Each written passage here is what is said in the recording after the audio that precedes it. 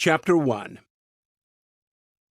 The clients drawn to the quaint little law office at the corner of Main and Maple brought problems that Simon was tired of.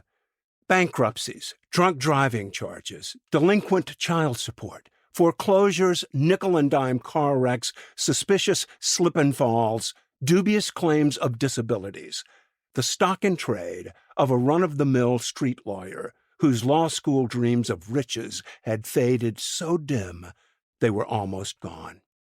18 years into the grind, and Simon F. Latch, attorney and counselor, both at law, was burning out. He was weary of other people's problems.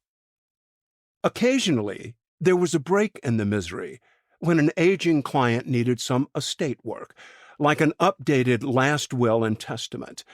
These were almost always uncomplicated matters that any first-year law student could handle, regardless of how somber Simon tried to make them.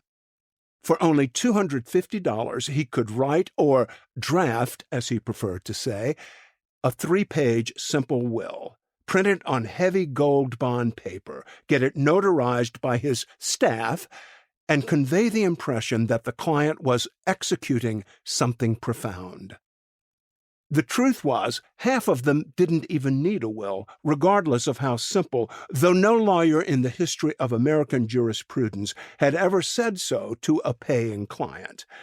It was also true that the $250 fee was a ripoff, because the Internet was filled with free simple wills that were just as binding. It was also true that Mr. Latch would hardly touch the will. Matilda, his secretary, filled in the blanks and printed the important documents. The current client was Ms. Eleanor Barnett, age 85, a widow who lived alone in a modest suburban home she and her late second husband had purchased 10 years earlier. She had no children, though Harry Corsack, her last husband, had 2 sons from a bad first marriage, and had tried for years to convince Eleanor, his beloved second wife, to adopt the pair for various reasons, none of which appealed to her, because, as she confided to Matilda during their lengthy second phone chat, she loathed the boys. They were nothing but trouble. "And do you have a mortgage on your home?" Matilda had asked, politely interrupting the beginning of what promised to be a windy narrative about the 2 sorry sons. No, the house was paid for, as was the car. There were no debts. Harry Corsack had been quite frugal, a child of Depression-era parents, you know, and simply hated the idea of debt. Between phone calls, Matilda did her usual Internet checking and learned that the home, as assessed by the county for $280,000, was indeed free of liens, and the car, a 15-year-old Lincoln, was also unencumbered.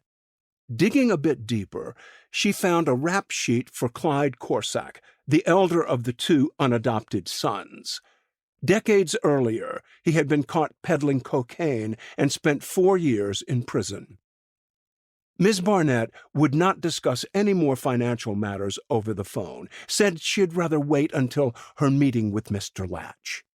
She arrived promptly at 2 p.m., dressed like a mildly affluent old lady on her way to church. Matilda had seen 1,000 of them come and go, and she sized her up immediately as she poured coffee into a fine china cup she kept around for the old gals. Most clients got paper cups. Miss Barnett walked just fine. No cane, no tottering, a good stride and nice gait, and she sat properly in a reception chair and sipped her coffee, pinky in the air, a clear sign of either good manners or a trace of snobbery. From all outward appearances, she was in good shape physically, probably had another decade to go before her new last will and testament would be called into action.